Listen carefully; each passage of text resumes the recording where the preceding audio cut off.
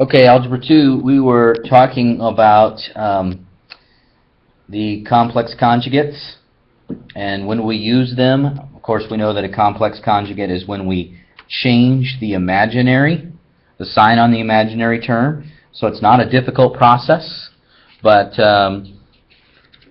we need it because when we get to a problem like this and they're asking me to do division of complex numbers, the first thing what we're really trying to do is get from something that's complex to a nice rational number on the bottom, an integer value. Okay? So what we do is we find a conjugate. So I'm covering up the numerator because I don't really care what the numerator is at this point. I find a conjugate of the denominator, which is 2 plus I, and whatever you multiply the bottom by, you also have to multiply the top by. All right? Now, I'm having to do FOIL. We know that when you're doing FOIL, and I use the box method, right? So 2 times 2 is 4.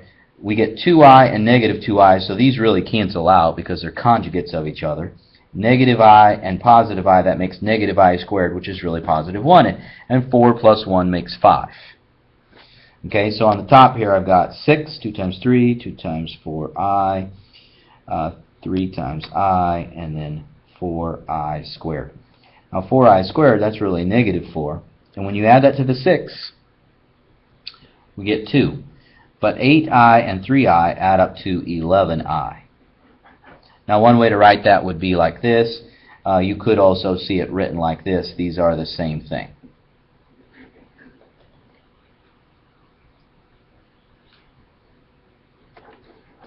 Okay, down here at the bottom, all this stuff, they're just asking you to do more of that simplifying stuff.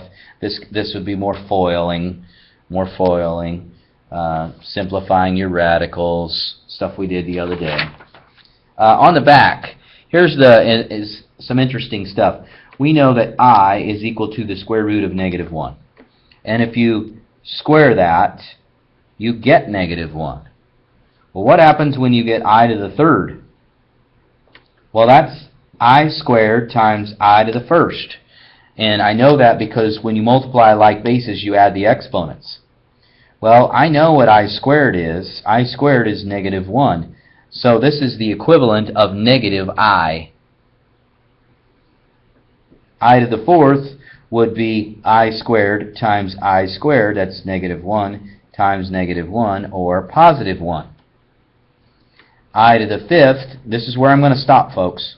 I squared times I squared times I to the first.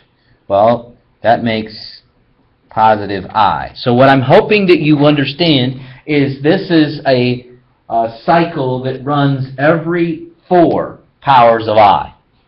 It will start over the process and continue on. So I to the 63rd. I really need to know how many times I to the fourth goes into that. Well, I to the fourth goes in 15 times. 4 goes into 63 15 times with 3 left over. Well, do you know what I to the fourth is? Sure, it's the whole number 1, the real number 1. So this says 1 to the 15th times I to the third. Well, obviously that's disappearing, and I to the third is just, according to this table, negative I. Well, so let's try that again. I to the 73rd. How many times does I to the fourth go in? 4 goes into 73. So 4 goes into 72 18 times, which leaves 1 left over. That's the remainder, right? And so 1 to the 18th, pretty uneventful, folks. And then I to the first. So I to the first is the answer to that. And I'm going to let you work on some of those other ones. Some very unusual questions, some of them. But that should at least help you get started on these.